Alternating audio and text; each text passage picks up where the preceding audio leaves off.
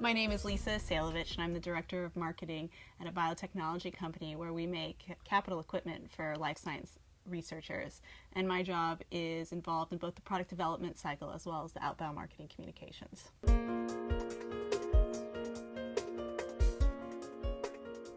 I think one of the greatest challenges that I see in marketing right now is how to utilize online content for promoting the message of your company. Everyone's on Facebook and Twitter and YouTube and using those tools, but how does someone in the industry who's trying to get someone excited or motivated to purchase their product use those tools in order to develop an audience and have some sort of call to action that's going to lead people to make a purchasing decision?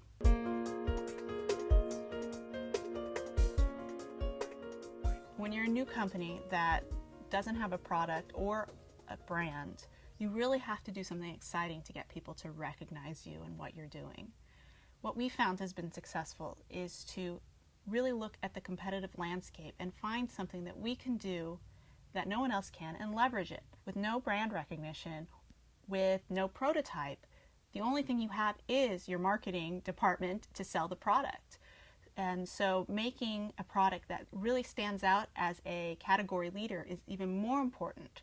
If you've already been in the field for a while and you have brand recognition and people know what to expect from you, it's easy to make an incremental product, something that's just a little bit better. But with a new company and a new name, you really have to make that leap in order to get people excited about what you do.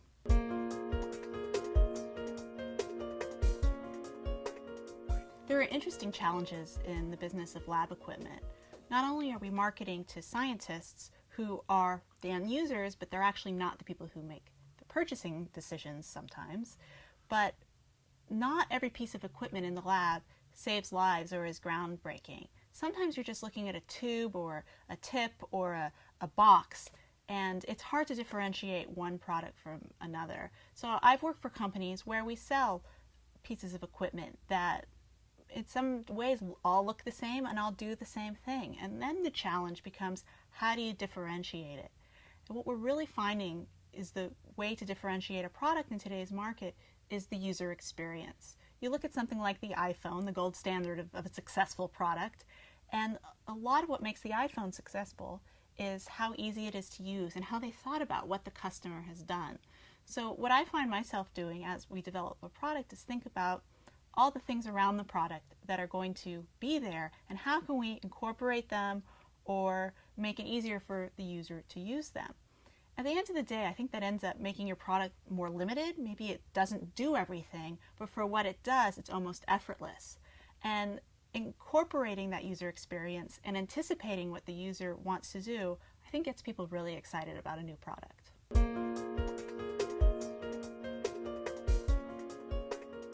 In the life sciences right now, I really feel there are no experts in social media marketing. It's really a new field. I am on Facebook and I like to follow how the billion-dollar companies use Facebook as a marketing tool. And it's really interesting to see what they do. It's not so much, here's our new product, here's the latest sale we have. It's really more about lifestyle. They'll put links to funny blogs or funny cartoons. They'll have links to interesting research article. And then every so often they'll slip in, by the way, here's something interesting about our new product. And I really think that can be effective. But there's no ROI yet to say, has that increased brand recognition? Has that offered any value to the company yet?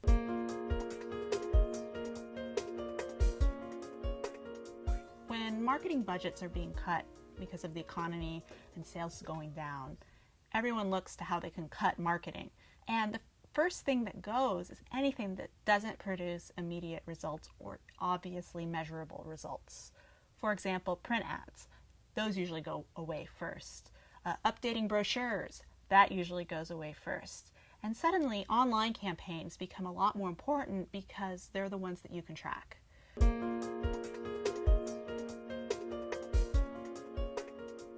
I have yet to be at a company where the subject of should we be doing trade shows hasn't been a heated topic. You put so much money into attending a trade show. In my industry, having a small booth, plus sending everybody there, plus getting ready for it, is around $30,000 to $40,000. And the leads you get out of it even though you can very easily track those leads, don't really show much of an ROI because so many people are at trade shows just going on a fact-finding mission, but not necessarily with an intent to buy. Unless you can find a way to actively drive people to your booth, meaning doing a pre-show mailer or a pre-show email campaign, offering a prize for people who come by, or even having a juggler in your booth just to attract people's attention, it's really not worth going. But if you are willing to invest the money to promote your attendance of that trade show, it can be worth it, especially for a company that doesn't have a name yet.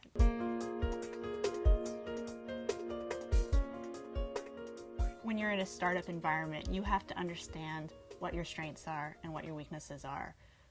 My teams that I've worked with are very good at products. We can develop a product. We can develop the positioning of the product. We can say how the product is different in the marketplace. But we often find our challenges, okay, we have this message. How do we make it look nice for the end user? How do we come up with an aesthetically pleasing website or brochure? And that's something that can be difficult to do even if you as a product person say, oh, I know generally what I want. But I found that taking the time and investing the resources to have, say, an outside company come in and say, can you make this look pretty? How can we make it eye-catching? When that's their full-time job, adds a real value. In my industry, I've always felt that the first people you need to sell to are your salespeople. And so you need to make sure that when you develop a product, you have the tools that a salesperson would need to understand the product as well as sell it. So when I do a new product launch, I design my brochure to walk the customer through the user experience, but at the same time, explain to the sales rep what it does. But more importantly than a brochure is taking a step back and coming up with sales support pieces that will train the sales rep as well as the customer. So in an ideal world, you'll have a product video showing how the product works and what the greatest features are that the customer should know about. And at that point, you're not only telling the customer what they should be looking for, but you're telling the sales rep what they should be talking about when they're trying to promote the product. So finding ways that you can get your sales rep excited as well as your customer excited are key.